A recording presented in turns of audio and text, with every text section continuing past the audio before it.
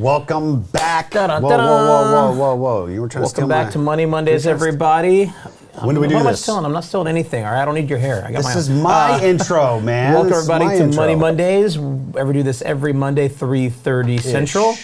What are we talking about tonight, Pinky?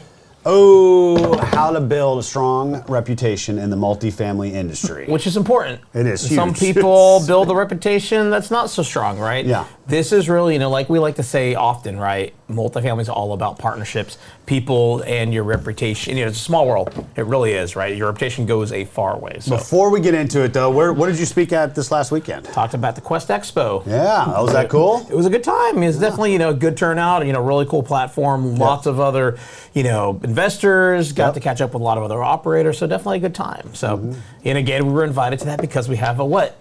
Good reputation. Strong reputation. No, but before we get into it, folks, right? I think this is important to know. In any business that you're putting on, it doesn't really have to be multifamily. It doesn't even have to be real estate, right? What do they say? It takes 20 years to build a good reputation. It takes 5 seconds to crush one. Yes. And I think that's important for people to understand. It doesn't matter what business you're in. People do business with people that they like, know, and trust, and that's all based on your reputation. Absolutely. So, how do you do it? Right? So the importance of your reputation in the multifamily industry, I'm going to give some generalities. I'm not going to point any fingers or give any too specific examples. You're really good at giving generalities. That's what I'm best at, dude. You got to keep it general, right? But I think it's important to understand that from a reputation standpoint, it's the difference between getting money and getting deals, right? And I'm going to start with getting money, right? If you don't have a strong track record, you're really going to have to, base it on maybe your partner's track record or the fact that people like, know, and trust you, right? And that's, again, all based on your reputation. People aren't just going to give money that they've looked up and they say, oh, this guy's shady or this gal's shady or they've done this or I heard about that person doing this. Why would anybody give any money to somebody that they don't like, know, and trust, right? So that's first thing. And that's investors as well as partners that can help you Absolutely. Get money. It goes both ways. Right? We've had people approach us saying, hey, I want to do business with you guys. Heard of you guys, I know you guys, people speak highly of you guys, we want to partner with you, right? And it goes a far way, right? With both, like I said, even bringing on other larger equity groups, right? Wealth funds, all of that, right? The reputation speaks for all that. And so, again, some of you are just getting started, you have no reputation, but really each thing you do is, one little block in your reputation pyramid. And so realize that because, if you put one bad block in, that can go a long way, right? Again, it is a small sphere. People know each other, people talk. So, and I think, and I'll get into a third part of this too. So we're talking about money though, right? So investors and partners that could potentially bring money to the table aren't going to do business with you because you have a poor reputation, right? But the other part of this equation, right, is getting deals. Right? And brokers, oh my gosh, we're friends with a lot of these guys and gals, and they'll sit there and they'll talk about some of the people that they don't want to do business with, that they literally won't even return their phone calls, right? And it's because these people are hard to deal with. They're pains in the butts. They're all kinds of other myriad of things. Can't get a hold of them. Aren't transparent about what's going on. Constantly negotiating every little thing, right? Yes. Again, problems happen in a deal transaction, right? These are huge transactions. It's okay for problems to happen. But what's not okay is to not be transparent about it and then beat around the bush and then try to kind of make something up a little bit later. So what do we always tell the brokers? What do we always tell the brokers, Ben? Come on, you're the one that usually says What do we always tell the brokers? We just want to be the easiest guys you've ever worked with. The easiest buyers, that's right? really, I literally interviewed the brokers after we closed saying, what did we do well? What could we have done better? Yeah. Right? You constantly have to learn and evolve, but you want to be the guy that's easy to work with. And actually, this is kind of relevant. So an email we got today, right, from a deal that, I'm not going to mention any names, sent us. But, literally, the email came back today, coincidentally, I was going to read it. It says, your track record says it all. Let me know when you want to schedule a tour. Right? The broker that knows us, knows what we've done, all of that. And again, you want to be one of the first people that get to see a deal, right? And so it goes a long way. And, get to know the brokers, get to know their families, right? Put their information in your CRM, right? And be legitimate friends. Don't make it just transactional. Yeah, right? I think that's, well, let's touch on that. Because I think a lot of people get intimidated by the brokers, but realize that they're just salespeople, right? Don't put them up on a pedestal, folks, right? And they're just like a salesperson wants to do business with they like, know, and trust. You're a customer of theirs, right? It goes the same way, right? Don't call them up and be like, what's the whisper? And then, hang up the phone and never call them again, right? Or always constantly pepper them with questions and then never make an offer, right? just take a step back and understand that what you're doing and how you conduct yourself throughout the transaction, or even pre getting anything under contract, is going to be, it's going to result in, do these guys like to do business with you or not, right? And that all boils down to your reputation, right? So the third part of this, though, is really quick before you jump, right? Going back to brokers, what I was saying about the transactional piece. Right, you have to figure out how to bridge that gap, right? Your friends, right, become your friends. Why? Not because you met them in a class, it's because you guys figured out ways to hang out afterwards. Yes. You guys found mutual things that you have alignment on, et cetera, right?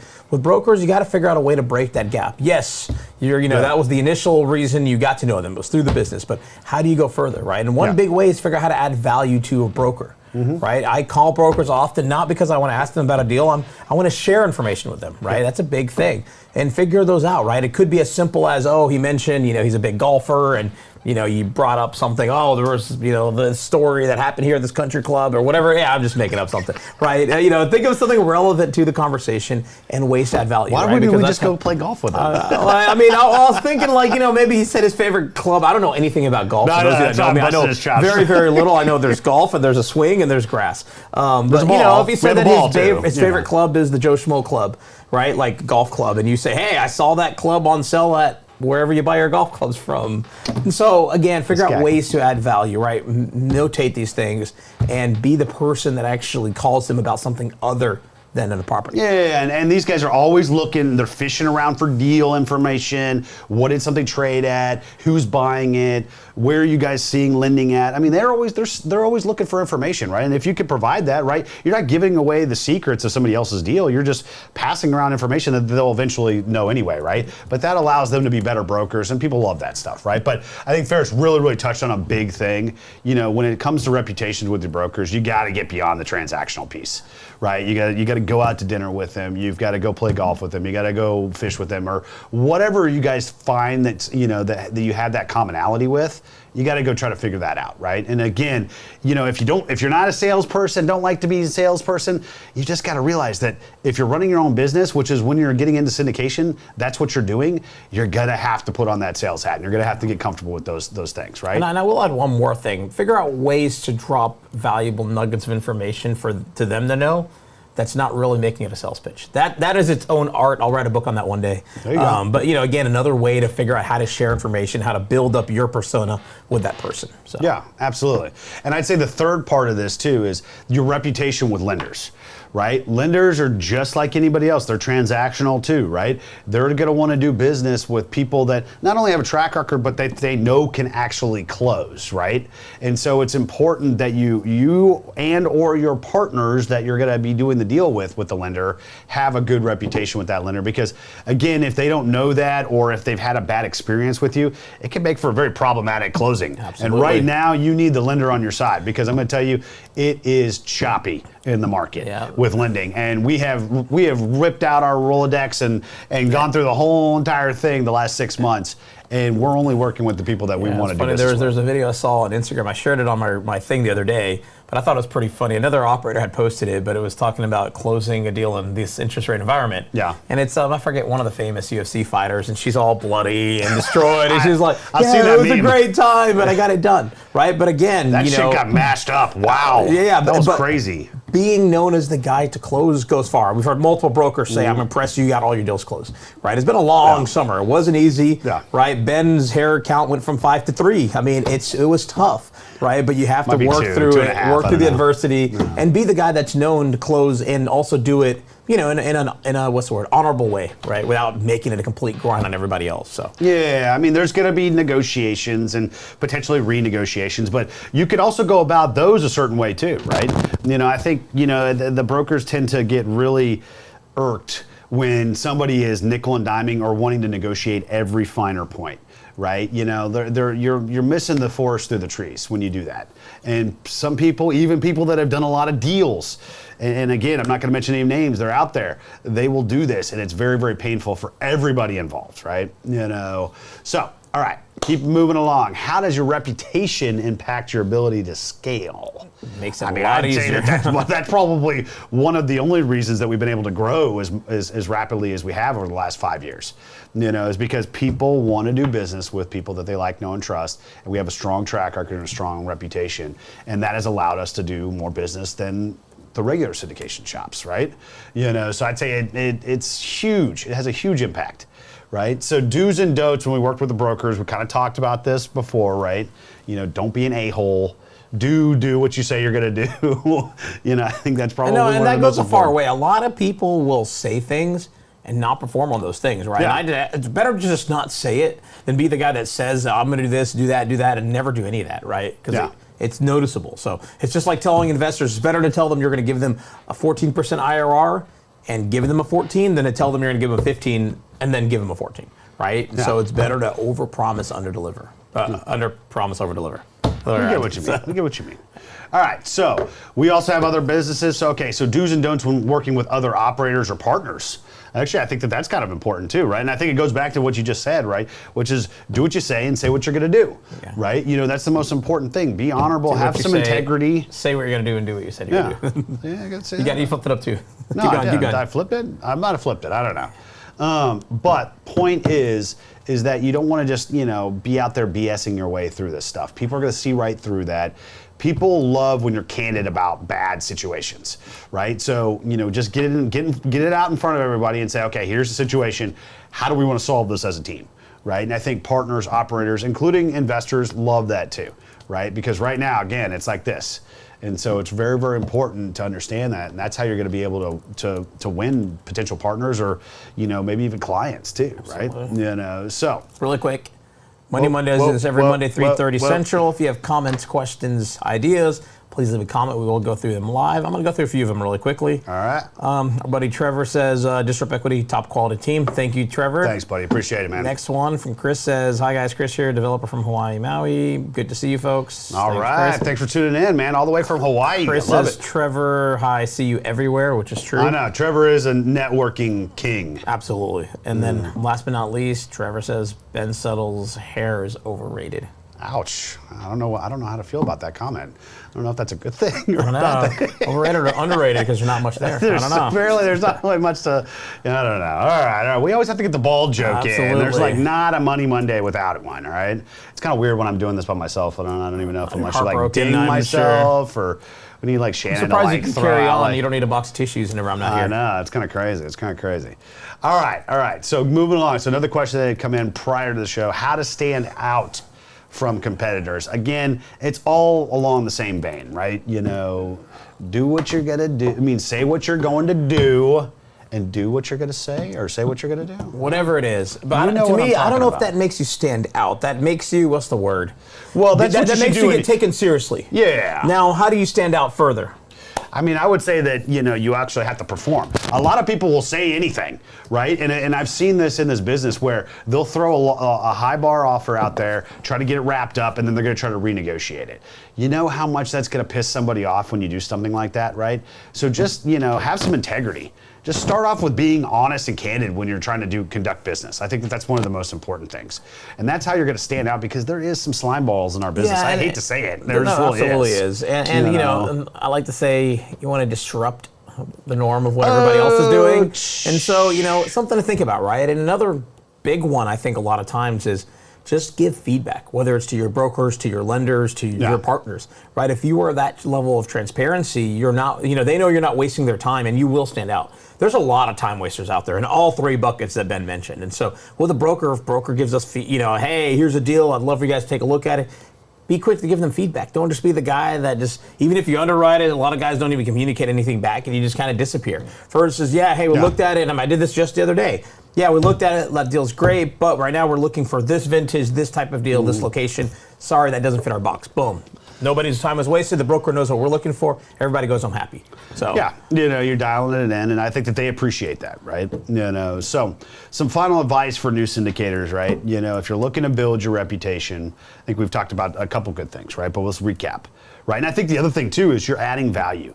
I think when you add value, maybe that's the big thing to take away For all three buckets. Yeah, for all three buckets, you want to add value. Less so, but still. Yeah, you still, add value to them. I don't know. It's a little bit tougher, but definitely for brokers, certainly you want to add value to even your LPs too, right? And one of the things that we do is this show.